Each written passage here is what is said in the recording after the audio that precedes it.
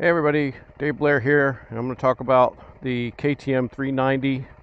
So I have 115 miles on it. I think I had 4 miles on it when I bought it. Let me just tell you one of the things I don't like about it. So it's got a 2-gallon tank. I guess it gives you about 120 miles or so. But the problem is it doesn't have the odometer on here. So if you want to keep track of your fuel, there's no fuel gauge. So you got to go into info, and then you got to go down here to trip. So I reset this when I get fuel. So I have 49 miles on this tank of gas.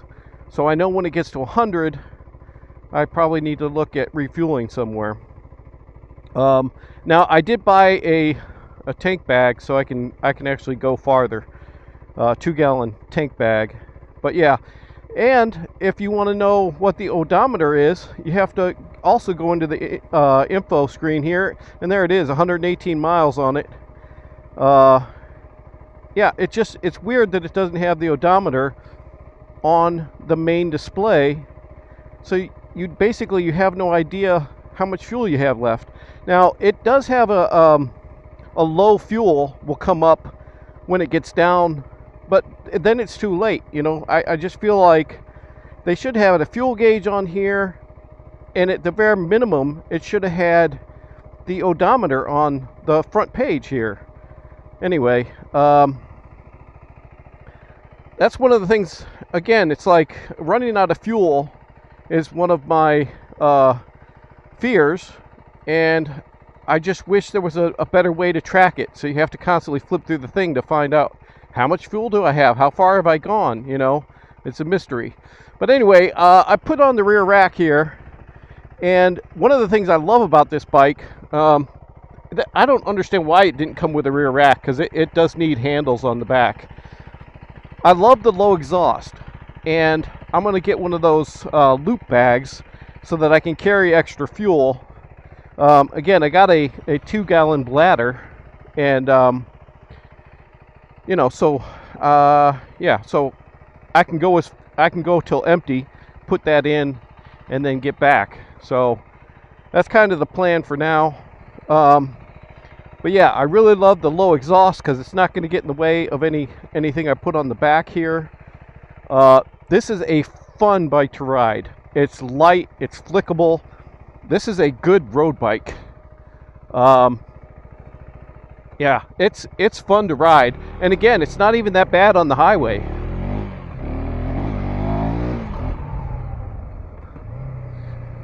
We just had some rain in Phoenix not that long ago, and I just came back on this little trail here. But no, I don't know. This is a fun bike to ride. And the reason that I got this bike, well, I was looking at the Honda 300L. I was looking at the KLX 300. I was looking at the DRZ 4S, the Himalayan 450, even the Ibex 450. And as I was looking at it all, and I weeded out everything because I want something that can do 85, 90 on the highway, which this can, which excluded I just felt like the KLX and the Honda just weren't fast enough. And again, we have 75-mile-an-hour speed limits here. It's really sandy right here. We have 75-mile-an-hour speed limits here, so you got to be able to do 80, 85. So again, in this bike, I've taken it on the freeway. It's not that bad, but this is a good road bike. It's a good dirt bike. It's a good road bike. This is a good dual sport. So really, I came down to the Suzuki. The Himalayan and the Ibex were too heavy because I wanted it as light as it could be. Now the Suzuki DRS is lighter than this one. All right. And even though the Suzuki DRS is lighter, and it will do the top speed, the problem with the DR4S is it's almost twice the amount of money that this is.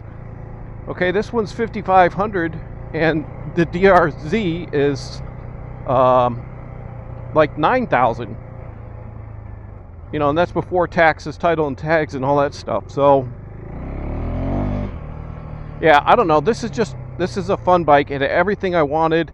Although so I looked on that Viridian Cruise, and this bike is on the list to get cruise control, which would be awesome because it's got the 6th gear, and it will sit there and hold 80 miles an hour, no problem. So, yeah, this is, if you have to go on the freeway, which you do around here, the highway, and you know 65 mile an hour, 75 mile an hour zone, it'd be nice to have a cruise control because it's just, I don't know, it's just nice to have. So if they do make one, I might look into getting that. Depends on how much, you know, how much I use it on the highway. I don't know. I'm pretty happy with it. Although I did have some problems already. So yeah, I test rode it on Halloween, and then I went and picked it up on November 1st, and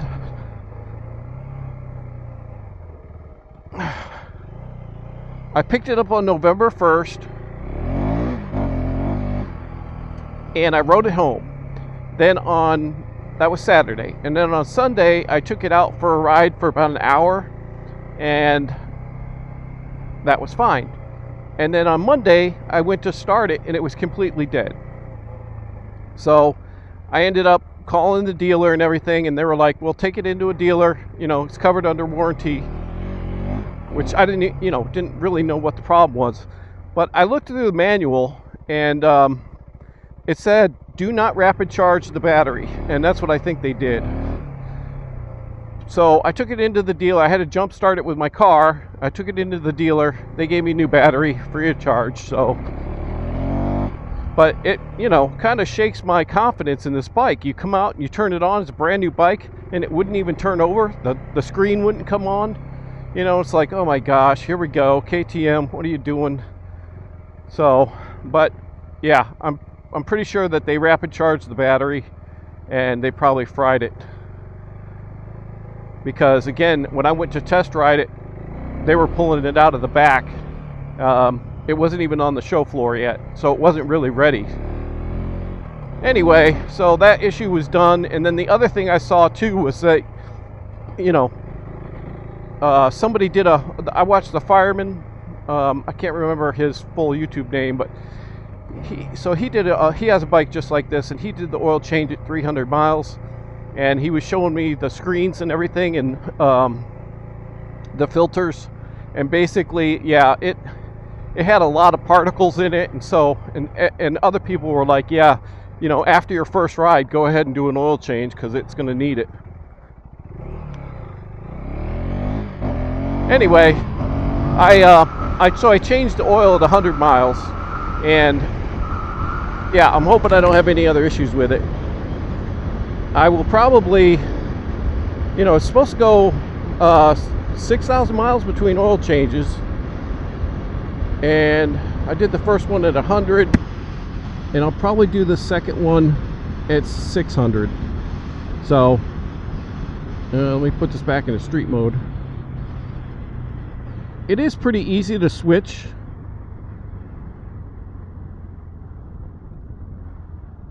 Oh, I'm going to cut this. Don't tell anybody.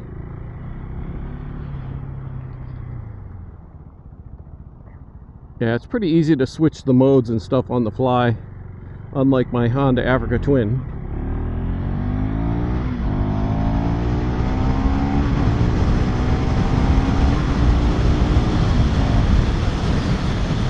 Whee! Yeah, I just wanted to make a quick video and talk about the bike a little bit, some of my issues that I've had with it. But no, it's now that I got the battery sorted and I got the oil change done, I'm feeling a lot better about this bike.